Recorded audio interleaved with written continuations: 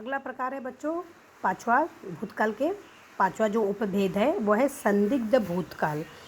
संदिग्ध मतलब संदेह करना। तो क्रिया के जिस रूप से बीते हुए समय में कार्य के पूर्ण होने या न होने में संदेह होता है उसे संदिग्ध भूतकाल कहते हैं।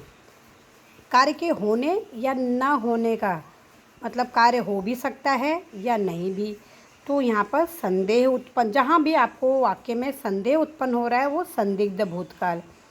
जैसे श्याम ने खाना खाया होगा, कलाकार ने अभिनय किया होगा, गायक ने गाना गाया होगा। ये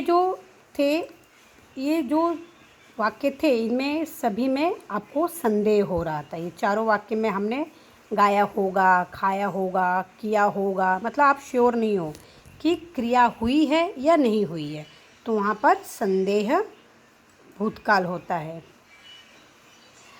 तो ये भूतकाल के हमने 5 प्रकार देखे। ये भूतकाल की क्रिया है लेकिन ये इसमें संदेह की स्थिति बनी हुई है, इसलिए इसको हम संदिग्ध भूतकाल कहते हैं।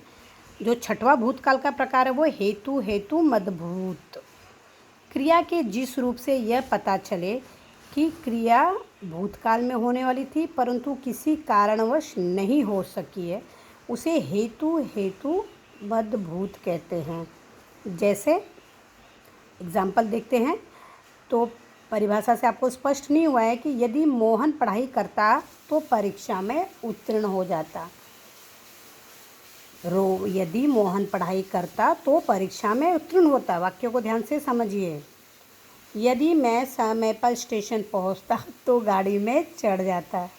राधा आती तो मैं चला जाता।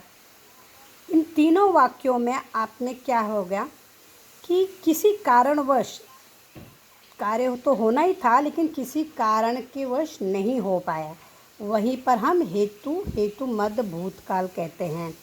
क्रिया के जिस रूप से आपको यह पता चले कि क्रिया भूतकाल में होने वाली थी परंतु किसी कारणवश नहीं हो सका।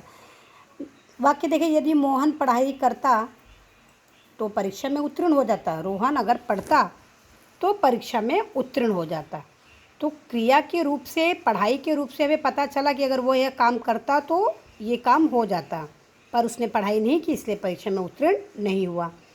यदि मैं स्टेशन पर पहुंचता तो गाड़ी में चढ़ जाता। उनको क्या कार्य करना था? स्टेशन पर पहुंचने का। तो क्रिया हुई ही नहीं स्टेशन पर पहुंचने के लिए, तो वो कार्य हुआ ही नहीं।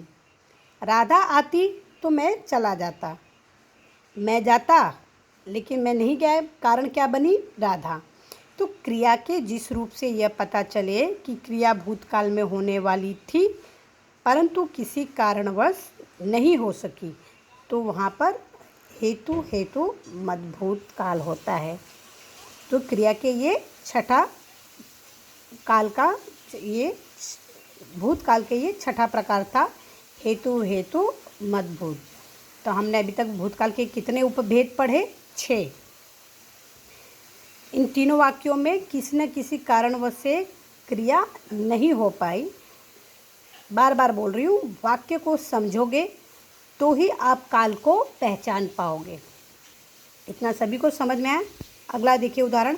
निधि मेहनत करती तो सफल हो जाती। मतलब निधि ने मेहनत नहीं की इसलिए वो सफल नहीं हुई। क्रिया होने वाली थी, कारण क्या हुआ? निधि ने मेहनत नहीं की इसलिए वो सफल नहीं हो पाई।